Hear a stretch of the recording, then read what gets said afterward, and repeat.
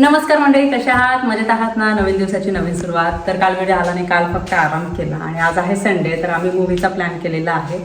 Spiderman movie लागलेला आहे, तर तो बघण्यासाठी आम्ही चाललो आहोत. दुपारी 2चा शो आहे आणि तेवढा परिवारा सोबत आहे ना टाइम स्पेंड होईल. आणि आता सुट्ट्या चालू आहे तर म्हटलं चला जाऊया. आणि आम्ही रिव्ह्यू पण बघितले, मूवी चांगला आहे म्हणून. तर म्हणून आता आम्ही रेडी झालेलो आहोत, जेवण वगैरे झालं. तर मस्त जाणार आहोत, मूवी एन्जॉय करणार आहोत आणि जे संध्याकाळचं रुटीन असणार आहे हे सगळं मी तुमच्यासोबत शेअर करेन.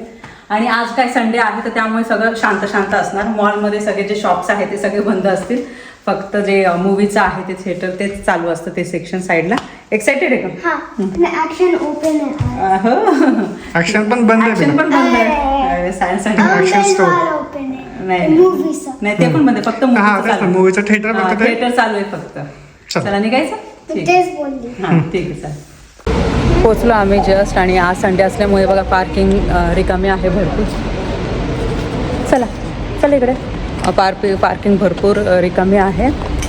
आणि चला आपण जाऊया. चला तोपर्यंत पुढे जाऊया. पप्पा येत आहे आणि 2 वाजले ऑलरेडी. 2चा शो आहे. 5 हां इथून का 5-10 मिनिटाला लेट होईल आम्हाला. हो, इकडचं समोरचं ओपन आहे ना, या साईडचं बंद आहे संडे असल्यामुळे तुम्हाला सांगितलं. चला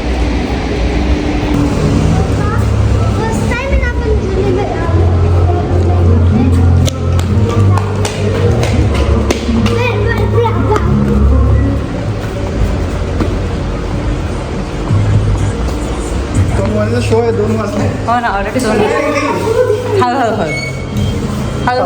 लागतं काय? हो ना, काही नाही एवढं.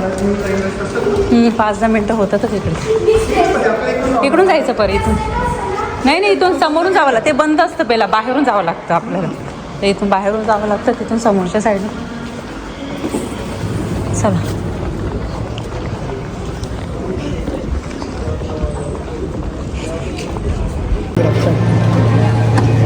आपल्या तर तुम्हाला माहिती आहे संडेला मॉल चालू असतं. तर तिथे संडेला सगळं बंद असतं नाही का. फक्त जे मूवीचं असतं ते सेक्शन फक्त चालू असतं. एकदम शांत आहे मॉल एकदम. फक्त जे मूवी बघायला आलेले आहे तेच लोक आहे फक्त. पूर्ण मॉल रिकामा आहे, म्हणजे बंद आहे, सगळं बंद आहे बघा. माझा फेवरेट मॉल आहे. हो चला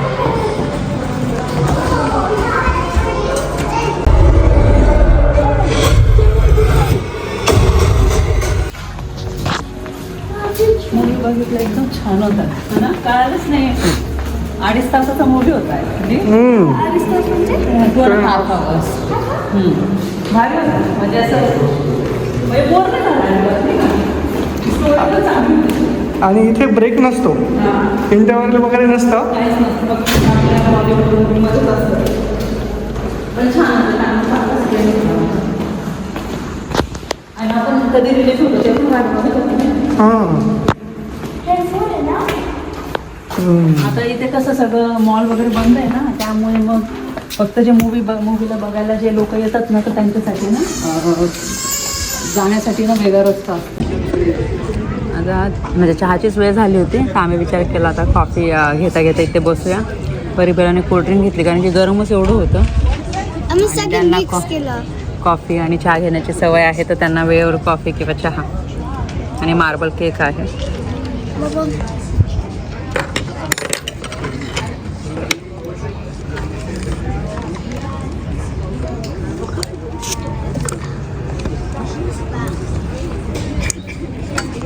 जस्ट आलो घरी. आता वाजलेले आहे 5:40. उशीर झाला कारण की आम्ही बसलो होतो कॉफी घ्यायला. आणि घरातलं पण मी आवरलोच होतं, थोडंफार किचनचं राहिलेलं आहे, त्यामुळे ते मी आवरून घेते. आणि बाकीचं संध्याकाळचं जे असतं स्वयंपाक वगैरे ते करायचं आहे. आणि काय बनवायचं अजून काय विचार नाही केला. दुपारी आम्ही उशिराच खूप उठलो, कारण की आता तुम्हाला माहिती आहे ट्रॅव्हल केलेलं आहे, त्यामुळे ना असं लेट उठणं होतं आहे. आणि सॅटर्डे संडेच्या दिवशी तर थोडंसं लेट उठणं होतंच आहे. आणि मनूचं तर ऑफिसचं काम चालू आहे, म्हणजे ऑफिस चालू आहे, त्यामुळे तर त्यांना लवकर उठावं लागतं. पण आज मला खूपच उशीर झाला उठायला. मीच विचार करते कारण की मला शक्य होतं ना एवढं मी लेट उठतच नाही. नॉर्मली 6-6:30 सुट्ट्या जरी चालू तरी पण मी 6-6:30ला उठून जाते माझं काम आवरायला. पण आज मला खूप उशीर झाला आणि मग आम्हाला 2ला जायचं पण होतं. मग पटकन निघालो. तरी पण आम्हाला जेव्हा मी व्हिडिओ स्टार्ट केला तेव्हा 1:45 झालेले होते ऑलरेडी. 2चा शो होता पण 5-10 मिनटं ते ॲड वगैरे येतं त्यामुळे मग 2:15 वाजता मूवी स्टार्ट झाला. पण छान होता मूवी, आवडला, आम्ही सगळ्यांनी एन्जॉय केला. थोडं कॉमेडी सीन्स पण होते त्याच्यामध्ये, तर मस्त वाटलं. बेलाला पण आवडलं. थोडेसे ॲक्शन सीन जे होते ना, तर त्याच्यासाठी तेव्हा ना बेला काय करायची, बेला डोळे बंद करून घ्यायचे. मग ती म्हणते मला ड्रीम येतं ना मम्मा, म्हणून मग मी ना डोळे बंद करते. आणि छान होती. कॉफी घेतली आम्ही, कॉफी पण मस्त होती. पण आता काय सुट्ट्या चालू आहे ना, है ना. आता मग आमच्या आजूबाजू म्हणजे बेलाचे जे फ्रेंड्स आहे ना, तर ते आता सुट्ट्या लागलेल्या आहे त्यामुळे कसं ते वेकेशनला गेलेले आहे. काय त्यांच्या होमटाऊनला गेले असतील किंवा तुम्हाला माहिती आहे ते सुट्ट्या लागतात ना, तर 1 महिना तरी ना सगळे ना सुट्ट्या एन्जॉय करतात. मग त्याच्यानंतर मग येतात इथे. पण आता त्या बेलाचे जे फ्रेंड्स आहेत ते वेकेशनला गेल्यामुळे काय झालं, त्यांना आता खेळण्यासाठी त्यांना आहे ना आता त्यांचे फ्रेंड्स नाही आहे, त्यामुळे त्यांना बोर होतात. तर बेलच एकमेकांसोबत खेळतात. नाहीतर काय होतं मग ते पार्कमध्ये जातात, सायकलिंग करतात, म्हणजे त्यांच्या फ्रेंड्ससोबत मस्त खेळत असतात. पण आता सगळ्यांना मिस करतात. 3-4 जणी आहेत, त्यांना सगळ्यांना मिस करता या दोघी असं. पण आता त्यांना म्हटलं आता थोडंसं ऊन कमी झालं का मग सायकलिंग करा, ॲटलिस्ट कसं तेवढीच ॲक्टिव्हिटी होते ना, हो की नाही. आज मी तुम्हाला या वॉकिंग वॉर्डरोबबद्दल सांगणार आहे. जेव्हा मी होम टूर दिलं होतं ना, तर तेव्हा मला भरपूर जण म्हणत होते का कोमलताई हे वॉकिंग वॉर्डरोब आहे ते आम्हाला व्यवस्थित दाखव आणि ही आयडिया कशी सुचली तर आम्हाला सांग.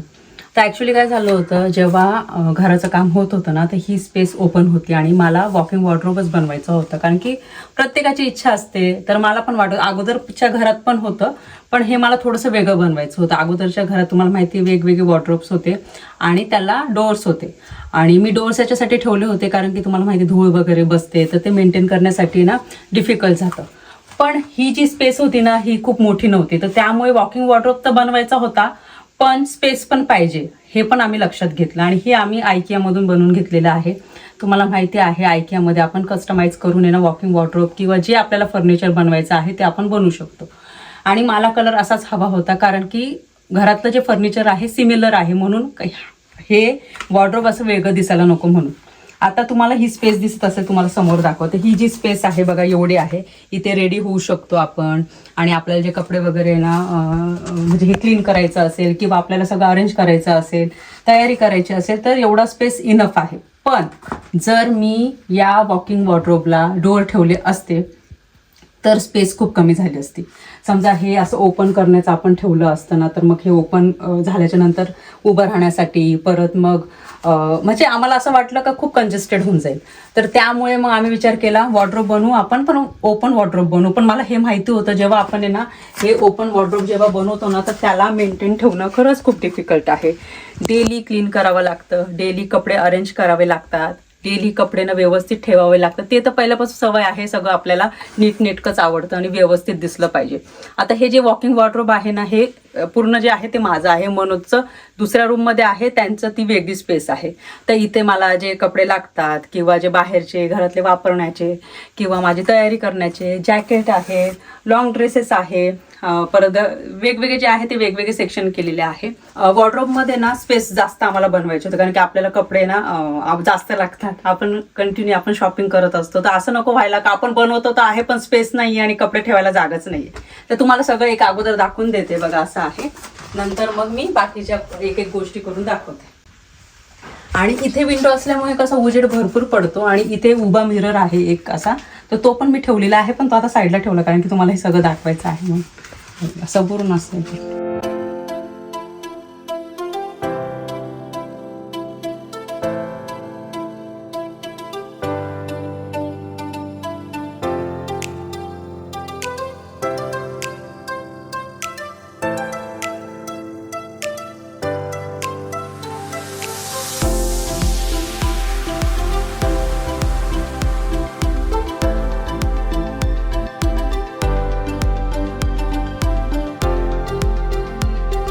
चला आता आपण इथून सुरुवात करूया. वरतं जे दिसतंय तुम्हाला त्यामध्ये मी माझ्या साड्या ठेवलेल्या आहे.